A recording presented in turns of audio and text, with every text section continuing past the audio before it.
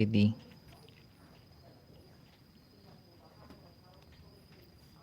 Yung isa nun is nandito, which is yung sine squared theta plus cosine squared theta equals 1.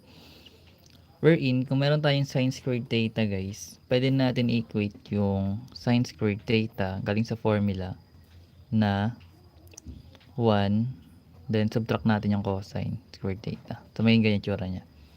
So, galing dito sa given, pwede natin i-rewrite yung numerator natin na 1 minus cosine squared theta all over yung denominator natin na 1 minus cosine theta.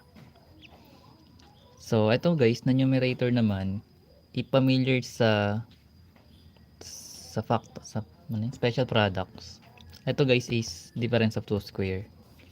Wherein, we can rewrite this 1 minus cosine squared theta kasi para sila perfect square as 1 plus cosine theta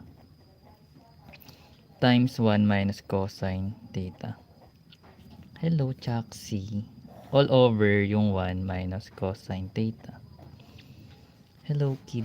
Loves lightning. So, ito guys, mapapansin mo na pwede natin i-cancel out yung 1 minus cosine theta.